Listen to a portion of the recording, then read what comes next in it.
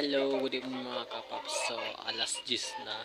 Di pa natulog yung bata na pinababante sa akin.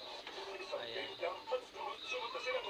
So, bale, nasa ospital yung nanay. Yung naiwan po dito, yung tatlo ng anak. Ito yung bunso. Ayan, tinuluyan ko. Tapos yung dalawa nandun sa loob, nanonood. Ayun, yung panganay. So, ayun, puyat pa more.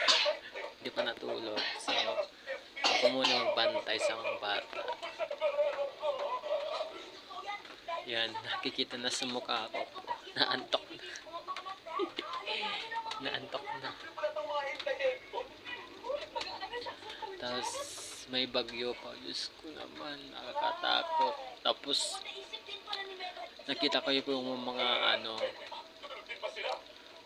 mga post ng mga kapatid ko, mga kababs. Sobrang ang lakas po ng ulan sa kanila. Tapos, sabay pa yung ulan at saka hangin.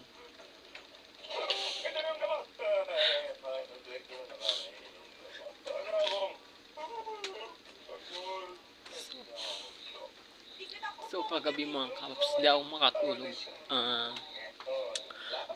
Ang nasa isip ko yung pamilya ko. Nandun sila sa probinsya. So nandun ako sa Tanay. Ang hirap talaga mahiwalay sa pamilya. So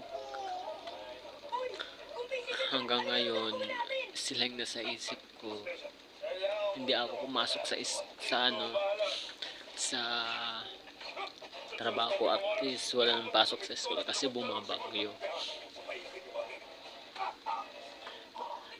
Kachat ko kanina yung apat kong kapatid, yung dalawa na sa Valenzuela. So yung dalawa kong kapatid na babae sa Cagayan Valley, probinsya.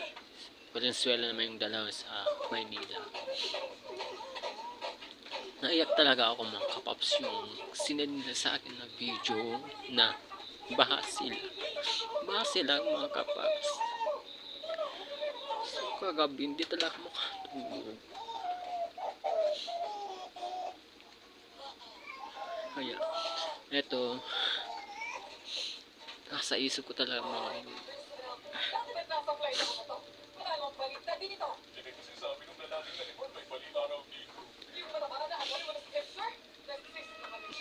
So pag-pray po natin yung sa amin sa Cagayan Valley na naway mawala na po yung bagyo dito sa Pilipinas.